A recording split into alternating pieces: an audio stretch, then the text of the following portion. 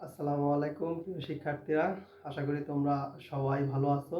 আজকে আমি সপ্তম শ্রেণীর তোমাদের আরেকটা অঙ্ক নিয়ে সামনে এসে হাজির হলাম। আশা করি তোমরা সবাই আমার সাথে সাথে থাকবে এবং চলো যে অঙ্কটা আমরা তোমাদের আমি আজকে যে অঙ্কটা করব এটা হচ্ছিল তোমাদের বোর্ড বই। আমি এই বোর্ড বই থেকে আমি প্রশ্নটা বোর্ডে উঠাইলাম না, আমি এখান থেকেই তোমাদেরকে অঙ্কটা সমাধান করে দেখাবো। আর আজকে যে অঙ্কটা করব আমি, এই অঙ্কটা হচ্ছিল খুবই খুবই ইম্পর্টেন্ট, একবারে মানে পরীক্ষায় আসার মতো উপযোগী একটা অঙ্ক। দেখো অঙ্কটা হচ্ছে, আমি একটু পড়ে শোনাই যে পাড়সহ একটি পুকুরের দৈর্ঘ্য ৮০ মিটার ও প্রস্থ ৫০ মিটার। যদি পুকুরের প্রত্যেক পাড়ের বিস্তার ৪ মিটার হয় তবে পুকুর পাড়ের ক্ষেত্রফল কত? অর্থাৎ দেখো যে ব্যাপারটা হচ্ছিল এরকম, এটা হচ্ছিল একটা পুকুর। দেখো এটা হচ্ছিল একটা পুকুর, পুকুরের হচ্ছিল দৈর্ঘ্য হচ্ছিল ৮০ মিটার, এখানে হচ্ছিল ৮০ মিটার দৈর্ঘ্য, আর প্রস্থ হচ্ছিল ৫০ মিটার। কত মিটার? ৫০ মিটার। বিস্তার হচ্ছিল ৪ মিটার। দেখো এই যে এই অংশটা হচ্ছিল মনে করো যে ৪ মিটার। ঠিক আছে, আমি আশা করবো সবাই বুঝতে পেরেছো ব্যাপারটা। এবার আমি হচ্ছিল মূল অঙ্কে চলে যাব। দেখো যে আমি এখন তাহলে লিখব যে পাড়সহ পুকুরের ক্ষেত্রফল। আমি প্রশ্নটা তোমাদেরকে পড়ে আবারও বোঝাচ্ছি। পৃষ্ঠা নাম্বার ৪৫, তোমরা এই প্রশ্নটা নিজেরা ভালো করে বুঝবে। আমি বারবার বলি একটা কথা, প্রশ্ন ভালো করে পড়ে বুঝতে হবে এবং তারপরে লিখতে হবে। দেখো পাড়সহ একটি পুকুরের দৈর্ঘ্য, চলো চিত্র থেকে আমি তোমাদের বুঝিয়ে দিই। পাড়সহ, এই যে পাড়সহ একটা পুকুরের দৈর্ঘ্য হচ্ছিল ৮০ মিটার এবং প্রস্থ হচ্ছে ৫০ মিটার। বিস্তার, এই পুকুরের বিস্তার হচ্ছিল ৪ মিটার। এই যে যে অংশটা, এই ভিতরের অংশটা হচ্ছিল ৪ মিটার। ঠিক আছে, তো এখন হচ্ছিল আমি পাড় সহ পুকুরের ক্ষেত্রফল নির্ণয় করব। এখানে লিখব যে পাড় সহ পুকুরের ক্ষেত্রফল, পুকুরের ক্ষেত্রফল, পাড় সহ পুকুরের ক্ষেত্রফল আমরা কি জানি? দৈর্ঘ্য গুণ প্রস্থ। তাহলে ৮০ গুণ হচ্ছে ৫০ বর্গ মিটার।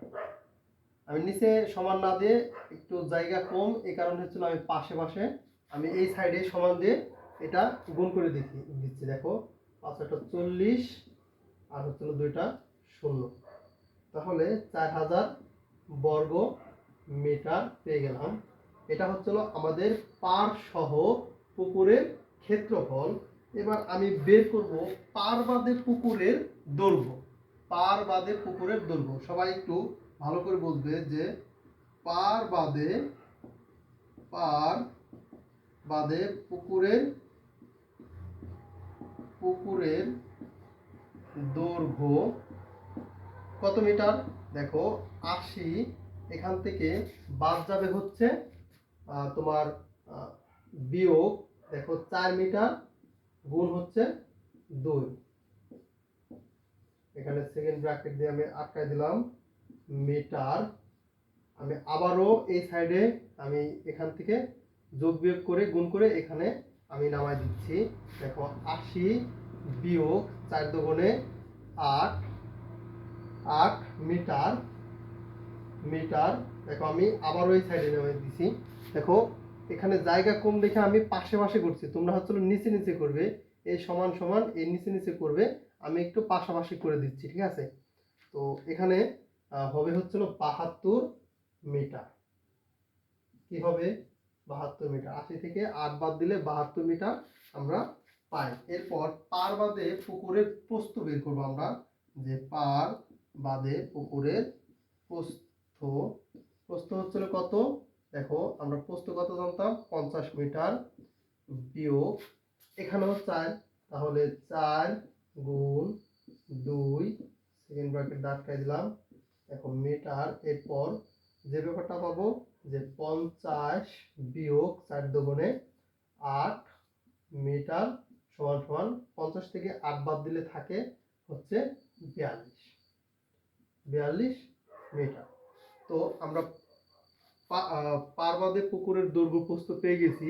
তাহলে এখন আমি লিখতেই পারি, নির্দ্বিধায় নিশ্চিন্তে লিখতে পারি যে পার বাদে পুকুরের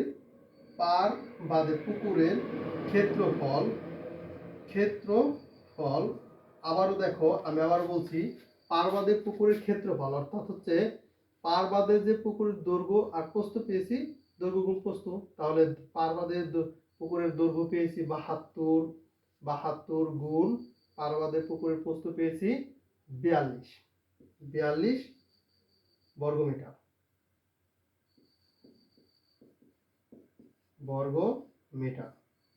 দেখো আমি এই পাশে আবারও লিখে দিচ্ছি যে পার বাদে পুকুরের, তাহলে 72 গুণ 42 হচ্ছে 3042 বর্গ মিটার। এটাই হচ্ছিল আমরা পার বাদে পুকুরের ক্ষেত্রফল পাই। এবার পুকুর পাড়ের ক্ষেত্রফল আমরা এখন দেখো পুকুর পাড়ের ক্ষেত্রফলটা কিভাবে পাবো, যে পাড় সহ পুকুরের ক্ষেত্রফল থেকে আর পার বাদে পুকুরের ক্ষেত্রফল যদি বিয়োগ করি তাহলে আমরা পুকুরের ক্ষেত্রফল আমরা পেয়ে যাব। তাহলে পুকুর পাড়ের ক্ষেত্রফল অর্থাৎ আমি এখানে অতএব পুকুর পাড়ের ক্ষেত্রফল কি, দেখো পুকুর পাড় সহ পুকুরের ক্ষেত্রফল পেয়েছিলাম 4000 বর্গ মিটার, বিয়োগ হচ্ছে পার বাদে পুকুরের ক্ষেত্রফল পেয়েছি 3042 বর্গ মিটার। এবার দেখো যে এখানে আমরা কি পাই, 4000 থেকে 3042 যদি বাদ দেই তাহলে আমরা এখানে কত পাবো, এখানে তাহলে অলরেডি 58 বর্গ মিটার পাই। তাহলে 976 বর্গ মিটার থাকে, 976 বর্গ মিটার, 976 বর্গ মিটার।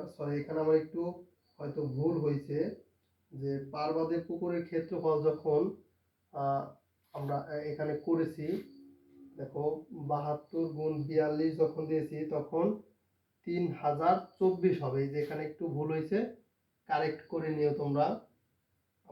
আমি হচ্ছিল সরাসরি করেছি, তো এই কারণে যে 72 গুণ 42 তোমরা সরাসরি 72 গুণ 42 দিয়ে দেখো 2 দুগুণে 4,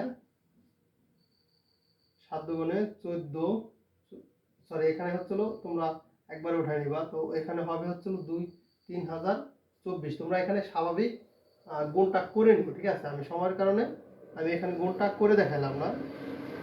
3024 বর্গ মিটার, তো এখানে 3024 বর্গ মিটার হবে। তো 4000 থেকে 3024 বর্গ মিটার বাদ দিলে 976 বর্গ মিটার থাকে। তাহলে পুকুর পাড়ের ক্ষেত্রফল, তাহলে এটাই হচ্ছিল আমাদের কাঙ্ক্ষিত ফলাফল। তো আশা করি তোমরা সবাই বুঝতে পেরেছো। আমি আবারও একটু তোমাদেরকে বোঝাই দেই। দেখো যে একটি পুকুর পাড়ের দৈর্ঘ্য হচ্ছে 80 মিটার এবং প্রস্থ হচ্ছে 50 মিটার, এর বিস্তার হচ্ছে 4 মিটার। এই যে এই অংশটা হচ্ছিল 4 মিটার। আমি প্রথমে বের করব হচ্ছে যে এই প্রশ্নটা মূল প্রশ্নটা হচ্ছিল পুকুর পাড়ের ক্ষেত্রফল কত। অর্থাৎ এই পুকুর পাড়ের ক্ষেত্রফল হচ্ছে, আমি প্রথমে বের করছি পার সহ পুকুরের ক্ষেত্রফল অর্থাৎ দৈর্ঘ্য গুণ প্রস্থ, এবং পার বাদে পুকুরের ক্ষেত্রফল বের করছি। দেখো দৈর্ঘ্য গুণ প্রস্থ দিয়ে আমাদের পার বাদে পুকুরের ক্ষেত্রফল বের হয়েছে 3024 এবং পার সহ 4000। 4000 থেকে 3024 যদি বাদ দেই তাহলে কত থাকে, তাহলে থাকবে হচ্ছে 976 বর্গ মিটার। তো এটাই হচ্ছে আমাদের কাঙ্ক্ষিত প্রশ্ন। তো আমি সবাইকে উদ্দেশ্য করে একটা কথা বলি, যে আমি এখন যে তোমাদের উদাহরণটা করে দেখালাম, এটা হচ্ছিল তোমাদের পরীক্ষায় আসার জন্য খুবই ইম্পর্টেন্ট একটা অঙ্ক। এটা হচ্ছিল বারবারই পরীক্ষা আসতে থাকে। তো তো তোমরা দেখবে তোমাদের মডেল টেস্ট পরীক্ষায় এবং প্রি টেস্ট পরীক্ষায় যেটাই হোক না কেন, অর্ধবার্ষিক এবং বার্ষিক পরীক্ষায় ওই ধরনের অঙ্ক, এই পরিমাপ থেকে একটা না একটা অঙ্ক পাবা। আর সেখানে এই ধরনের একটা প্রশ্ন গ নাম্বার কিংবা ঘ নাম্বারে তোমাদেরকে দিয়ে থাকে। তো আমি আশা করব এই অঙ্ক খুবই সহজ, তোমরা যদি বুঝে থাকো, এবং না বুঝে থাকলে বারবার প্র্যাকটিস করো, প্র্যাকটিসের মাধ্যমে তোমাদের হয়ে যাবে। সো আজকে এই পর্যন্তই, আমি আর বেশি কথা না বাড়াই। তো সবাই ভালো থাকবে, সুস্থ থাকবে এবং ভালো মতো পড়াশোনা করবে। দেখা হবে পরবর্তী কোনো ক্লাসে। সে পর্যন্ত আল্লাহ হাফেজ।